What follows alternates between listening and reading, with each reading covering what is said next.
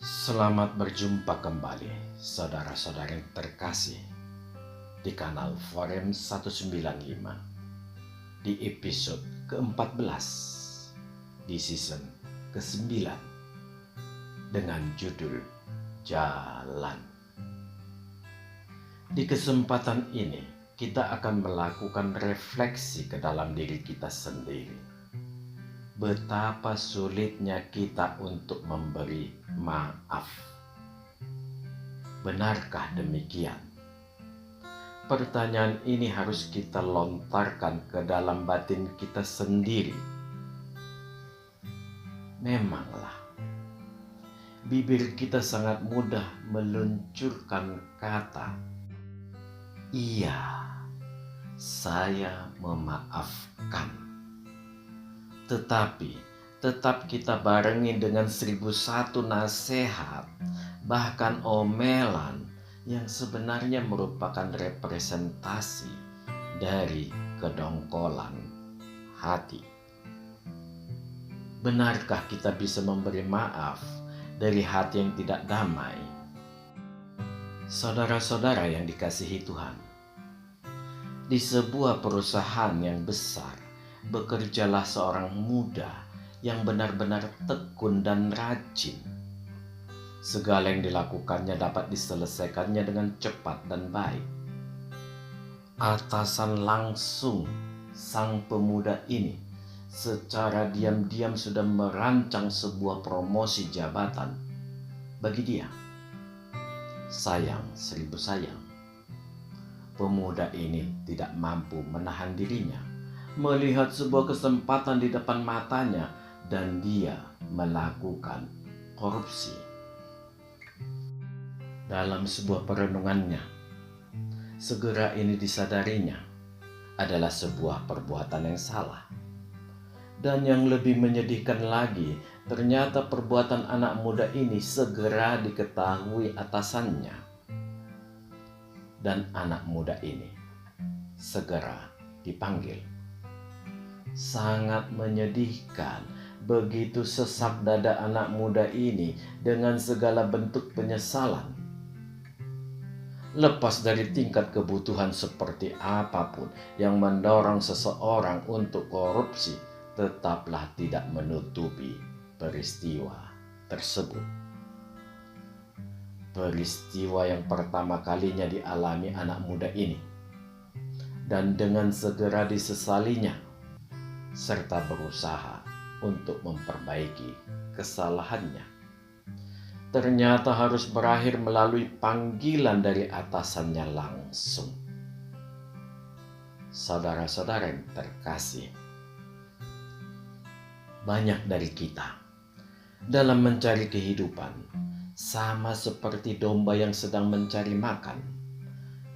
Domba, binatang yang tulus dan hanya mengenal suara gembalanya, juga bisa tersesat dan bisa berujung menjadi hilang.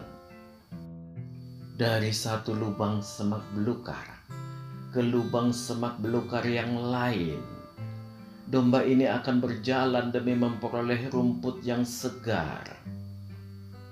Sebagaimana sifat domba, setiap langkahnya selalu dalam sikap menunduk. Dia berjalan terus sampai suatu saat dia tidak bisa menemukan jalan pulang. Panggilan gembalanya menjadi tidak terdengar karena dia sudah terlalu jauh tersesat. Sama seperti kita, Tuhan yang selalu memanggil kita sering kita abaikan, bahkan kita menulikan telinga dikarenakan kenikmatan hidup di hadapan kita. Bisa juga diakibatkan banyaknya roh-roh jahat di dalam hati kita yang menutupi pelita Tuhan yang ada di dalam diri kita.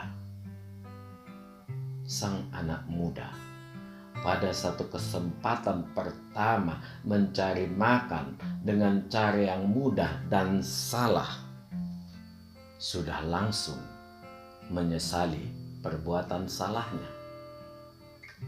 Sang domba dalam mencari makan tanpa mau menyadari sekelilingnya menjadi tersesat, yang mengakibatkan sang gembala kehilangan dombanya.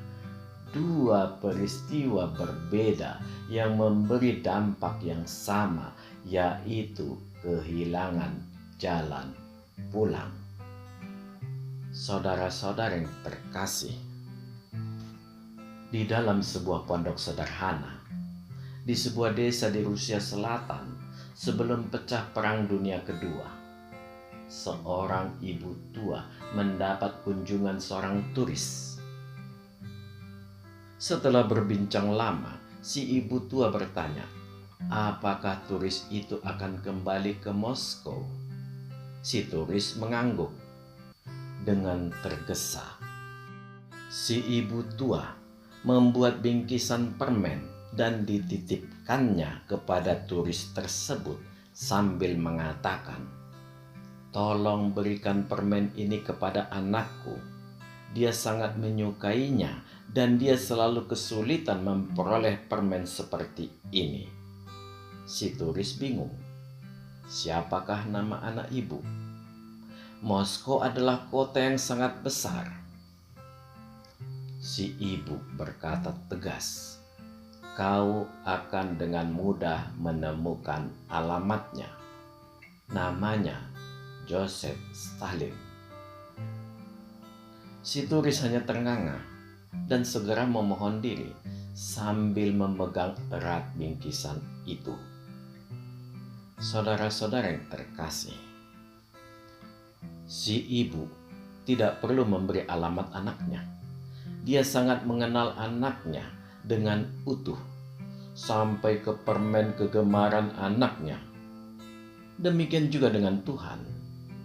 Dia mengenal kita semua. Tiap orang adalah pribadi yang unik di mata Tuhan.